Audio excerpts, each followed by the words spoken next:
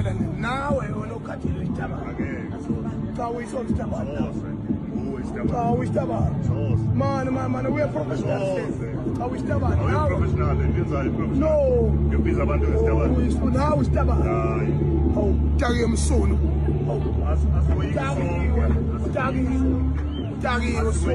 So yesterday on the awards, guys, Ungizwe Mchunu wanted to handshake Qhawula uSomizi Mhlongo.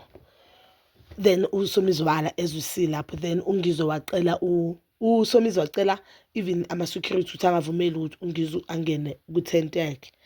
My question kuyo yonke le nto kanti abongizwe they are homophobic on ama-socials, not in real life, because Ungizwe man impilo yakhe no. And now I'm starting to believe what Dominic was saying the time batrena no Dominic balusana. Remember Dominic once said yena uke wabe eklapini Ungizwe ambheke ngala mehlo la ukuthi man kuyawubatla man, I want you ne wathi Ungizwe yena nyaka zabona isitabani in yena nyaka zavukile athanda isitabani.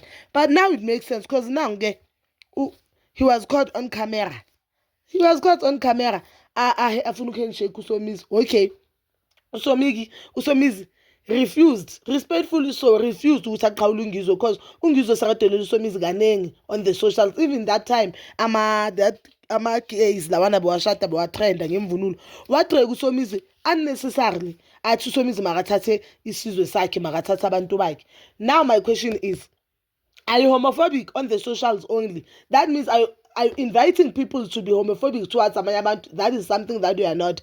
You know, ikhona lento lethanda kusho abantu befleck ne. Because a lot of people who have problem ngama-gay, lesbian nje, LGBTQ community ne.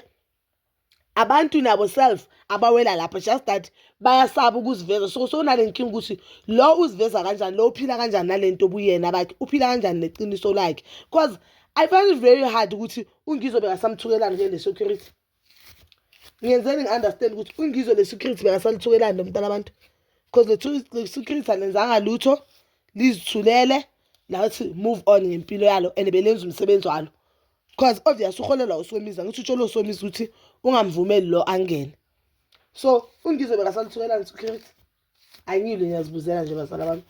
Ungizwe bekase alithukelana isecurity, bakasale ngene ngale security lenkosi. Because uSomizi uthe no, angifuni ukuthi ngikhawulane nawe mina. Angifuni ukukhawulana nawe. There's nothing engizoyikhuluma nawe. So and uyisho kahle uSomizi, if you look at the video, usho kahle respectfully so ukuthi no Ngizwe angifuni ukukhawula. You understand? So sekamthukelana, sakaveza ubuyena bakhe no Ungizwe really need to get help.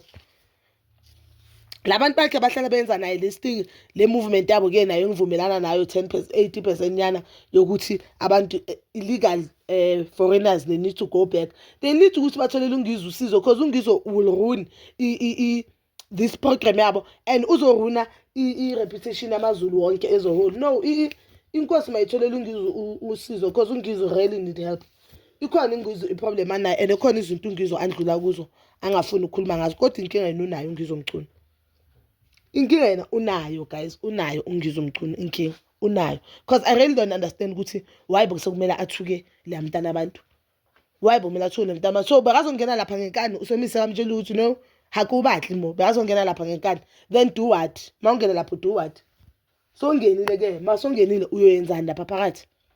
Ungizwe une problem guys, Ungizwe une problem. But bazala bami, you can comment down below your thoughts and please don't forget to like, subscribe, share and hit that notification button.